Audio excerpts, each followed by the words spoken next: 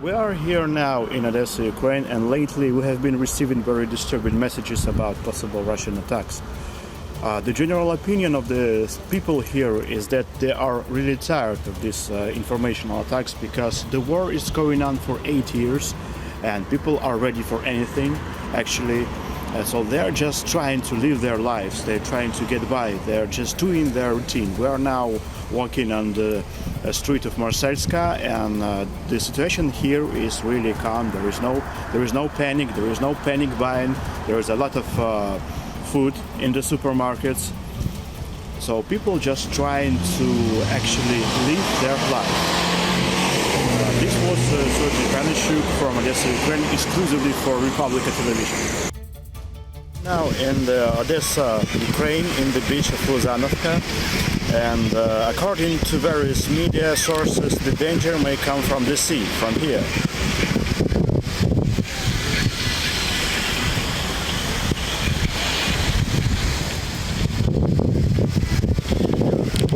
But as you can see, people are peacefully strolling along the shore, and no one is really disturbed. So it feels like people are tired from all this news that they were circulating during these 8 years of war, and now they are just trying to enjoy themselves while they still can, and to have a peaceful day off.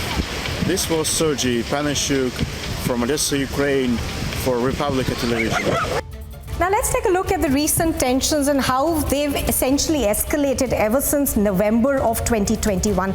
Do remember that the buildup of Russian troops in parts of that border Ukraine actually started in November 2021.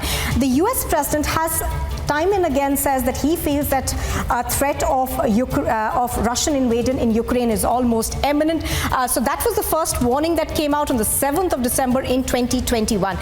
Thereafter, of course, there were a large number of documents that were presented by the Russian side to the US, where they spoke about how they want the influence of the West to essentially come down in this part of Europe.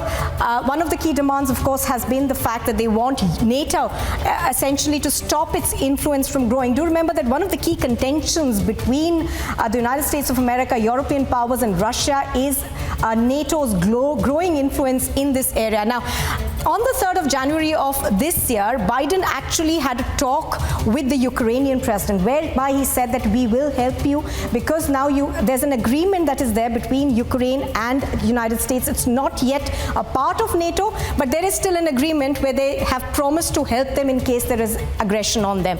Now, on the 10th of January, again this year, US and Russian officials met in Geneva for diplomatic talks. Now, there was a lot of focus on those talks, but nothing really came out of it. Thereafter, we've seen a build-up by NATO forces also. Now, the focus of the NATO forces, of course, has been Eastern Europe, particularly parts like Poland, where they have sent a large number of troops. Thereafter, of course, there have been Washington writing again and again to Russia. They've responded to the security demands that Russia has made. Do remember that there are a lot of analysts who feel that this tension is not essentially about NATO. It is also about a growing sphere of influence after the Cold War ended. Now, of course, Biden has been talking about a Russian invasion for a while now. He's been warning his citizens. Jen Psaki, the White House press secretary, comes out ever so often and talks about the fact that they want their citizens out of the United States. Now, thereafter, of course, Putin on his part says we have no intention of invading Russia. They say we have a large number of demands which the West has still not addressed. But apart from that, even though Putin continues to say that, we haven't really seen a demilitarization of that area yet. The US and Russia continue, of course, to spar on this crisis at the UN Security Council as well.